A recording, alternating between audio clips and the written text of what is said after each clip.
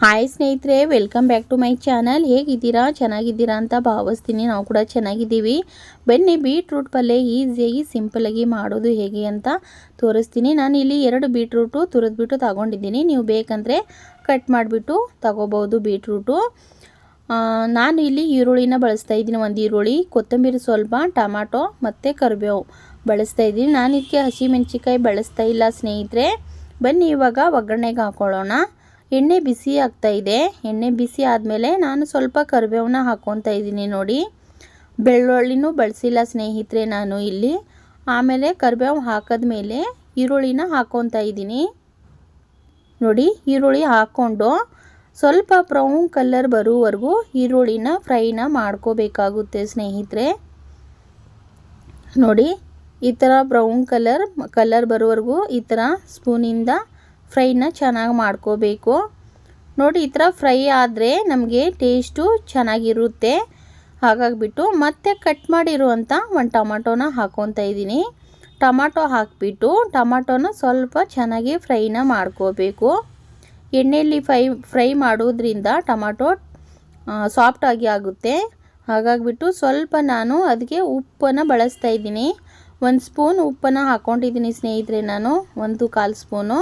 ನೀವು ಬೇಕಂದರೆ ಆಮೇಲೆ ಹಾಕೋಬೋದು. ನಾನು ಒಗ್ಗರಣೆಗೆ ಟೊಮಾಟೊ ಹಾಕಿದ್ದೀನಲ್ಲ, ಟೊಮಾಟೊ ಸಾಫ್ಟ್ ಆಗೋಗೋಸ್ಕರ ನಾನು ಉಪ್ಪನ್ನು ಹಾಕ್ಕೊಂಡಿದ್ದೀನಿ. ಉಪ್ಪು ಹಾಕಿದ್ಮೇಲೆ ನಾನು ಇಲ್ಲಿ ಏನು ಮಾಡ್ತೀನಿ ಗೊತ್ತಾ, ಸ್ವಲ್ಪ ಚಿಟಿಕೆ ಅಷ್ಟು ಇವಾಗ ಅರಿಶಿನ ಪೌಡ್ರನ್ನ ಬಳಸ್ತಾ ಇದ್ದೀನಿ.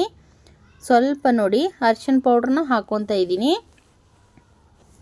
ಅರಿಶಿನ ಪೌಡ್ರು ಮತ್ತು ಉಪ್ಪು, ಈರುಳ್ಳಿ, ಟೊಮಾಟೊ, ಕರಿಬೇವು ಎಲ್ಲ ಎಣ್ಣೆಯಲ್ಲಿ ಫ್ರೈ ಆದಮೇಲೆ ತುರಿದಿರುವಂಥ ಬೀಟ್ರೂಟು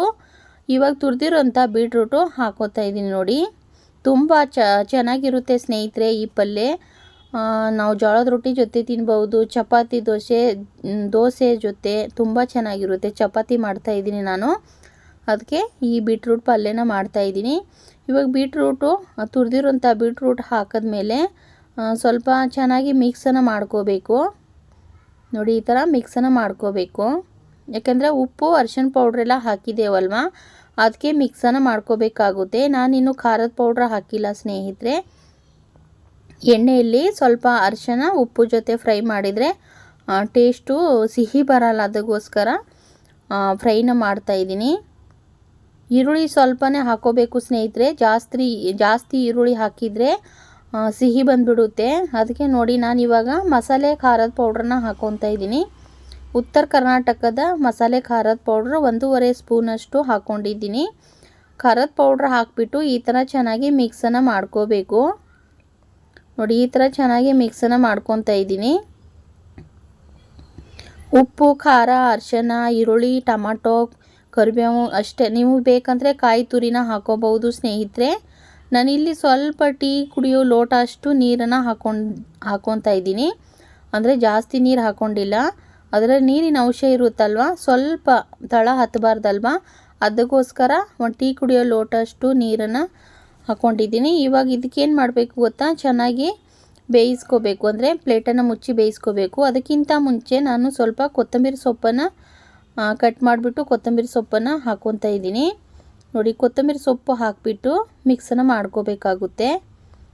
ನೋಡಿ, ನೀರು ಆಲ್ಮೋಸ್ಟು ಫುಲ್ಲು ಡ್ರೈ ಆಗ್ತಾ ಇದೆ. ನೀರೇನು ಜಾಸ್ತಿ ಇಲ್ಲ, ಯಾಕಂದರೆ ಸ್ಟೋವ್ ಮೀಡಿಯಮ್ ಸೈಜ್ ಇಟ್ಟಿದ್ದೀನಿ ನಾನು, ಜೋರಾಗಿ ಇಟ್ಟಿಲ್ಲ. ಇದಕ್ಕೆ ಇವಾಗ ಕೊತ್ತಂಬರಿ ಮಿಕ್ಸ್ ಮಾಡಿದ್ದೇವಲ್ಲ, ಒಂದು 5 ನಿಮಿಷ ಪ್ಲೇಟನ್ನು ಮುಚ್ಚಿಬಿಟ್ಟು ಇಡೋಣ. ಇವಾಗ ಒಂದು 5 ನಿಮಿಷ, 15 ನಿಮಿಷ ಅಲ್ಲ, 5-10 ನಿಮಿಷ ಬೇಯಿಸ್ಕೋಬೇಕು. ಪ್ಲೇಟ್ ಮುಚ್ಚಿದ ಮೇಲೆ ನೋಡಿ, ಈ ಥರ ಪಲ್ಯ ರೆಡಿಯಾಗಿದೆ, ನೋಡ್ತಾ ಇರ್ಬೋದು ನೀವು. ನೋಡಿ, ಕೊತ್ತಂಬರಿ ಎಲ್ಲ ಹಾಕಿದ್ದೀನಿ.